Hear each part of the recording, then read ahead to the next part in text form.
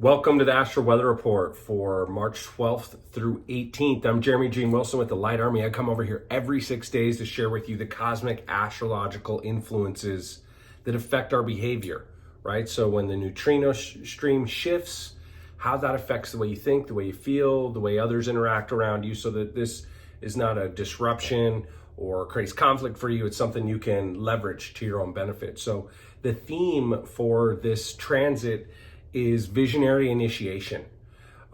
This is all about navigating intense emotionality without losing stability, without getting lost in the clouds, head in the cloud, feet on the ground. So the mental and emotional forecast this next 6 days is really, you can expect a heightened emotional intensity overall, and just emotional waves that might be stronger than usual. You might notice just these random subtle urges or surges or volatility emotionally. You might feel tension in any of your close relationships, or there's any ambiguity at all or any conflict. It might feel a little amplified. You might feel desire for escapism, to just want to run away, to sedate those feelings, to stay busy scrolling, whether it's substances, that kind of thing.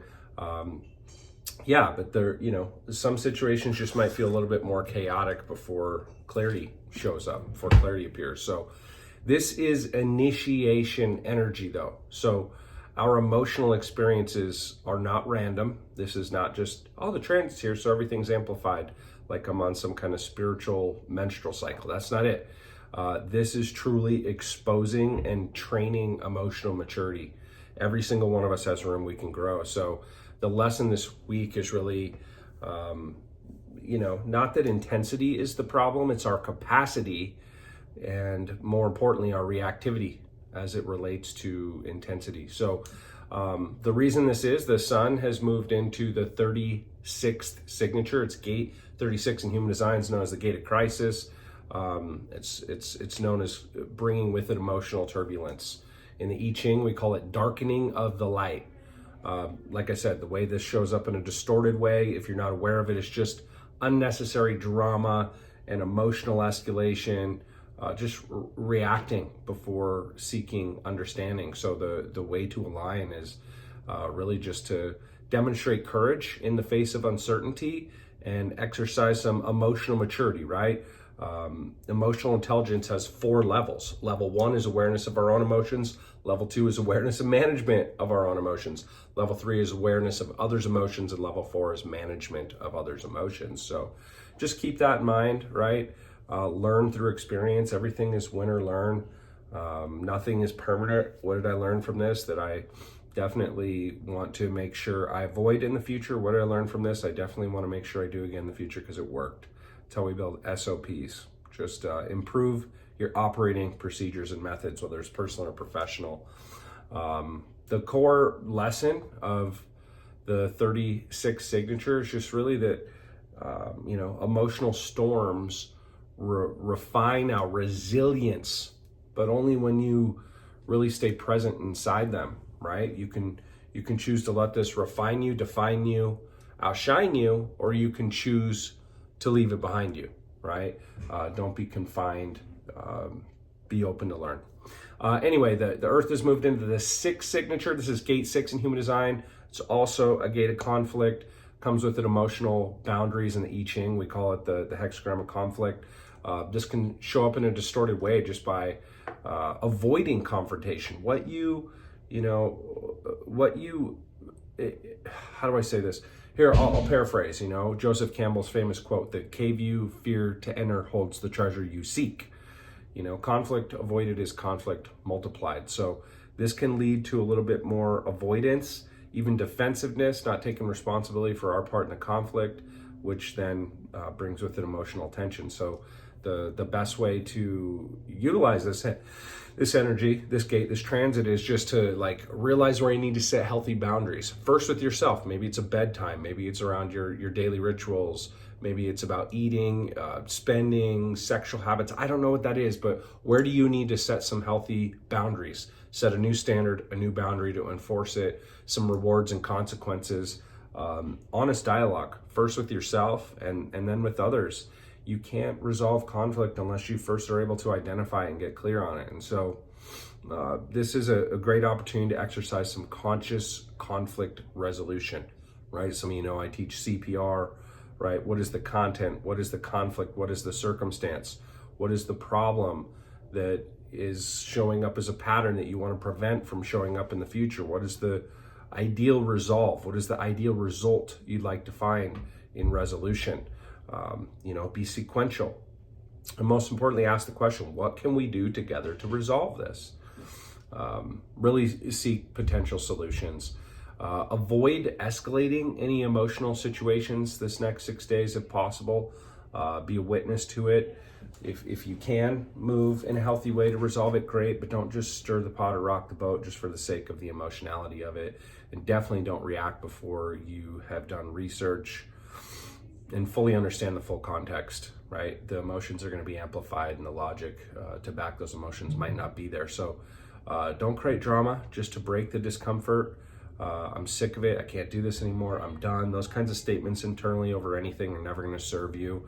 Just avoid, I would say, avoiding, necessary conversations. Make sure you step in and set the frame that at least the conversation needs to happen, what it's about. Just don't let emotional waves dictate your decisions this next few days. Stay grounded, leverage this energy, stay grounded during the emotional intensity. You master your breath, you mastered the rest. Our emotional states dictate our breathing patterns and vice versa. We can reframe and reset and create an entirely new state of being and emotional experience just by breathing consciously. So make sure that you are directing yourself calmly and consciously in your breath. Use all of the experiences you have this next few days as like an emotional intelligence training ground, right? And just allow intensity to reveal deeper truths. Sometimes it's from the intensity we get real with ourselves and we can make change. Practice patience, right? Literally. I am practicing patience right now. I'm not drifting. I'm not distracted. This is something that requires my attention. I will come back to this once I can fully understand the scope of the problem. But for now, I'm practicing patience. Pause before responding in heated moments. Breathe deeply in those emotional spikes, like I said. Pay attention to what the emotional trigger is, what triggered you, right? If you go out, you can't be triggered if you're not loaded. So when you're triggered, realize what that was exposing, the underlying issue that you're already loaded with, and choose clarity for reaction. Make sure you're clear on what that trigger is, and just over this next few days, set a commitment to resolve one lingering conflict constructively each day. A couple questions to be with. One, what emotional experience, what intense experience is trying to mature me right now? You can feel it. There's something happening in your life that wants you to mature, that wants you to grow up just a little bit. And what is the emotional experience helping catalyze that? Also, where can honest communication dissolve unnecessary tension? Conflict is such an opportunity for us to have a new reality when we face something that we don't want to face tomorrow. We can start to choose a new trajectory. So let this be an opportunity. Don't let the emotionality of it eat you alive. Emotional resilience comes down to just a couple things. One, gratitude is the greatest fuel of resilience. What are you grateful for right now? It's easy to focus on what we don't have or where we have conflict instead of what's working. The earth is spinning. You're given another 24 hours. If you got, 10 fingers and 10 toes, you are a walking miracle. So remember to anchor yourself in gratitude, right? It's the greatest fuel for resiliency. And on the other side, remember that the happiest, most successful people on the planet, whether it's in business, relationships, or in purpose, the happiest, most successful people have one thing in common. They are the most adaptable. They are the most adjustable. So don't be rigid. Be like water, like Bruce Lee says, be adaptable, be adjustable. Have a great session coming up Wednesday at 12 Pacific time for the Breakthrough Lab. If you want to make more money without selling your soul and actually apply the tools we teach so that it is permanent transformation. It's free right now, still for the first 100 members. We've been getting a pretty good show up every week. Would love to invite you to to come out. Shoot me a message if you'd like to be there, or if you'd like to have access to the community before we make it a paid gated system. In the meantime, remember what you are, remember what you are not. Infinite love, shine on. Bye for now.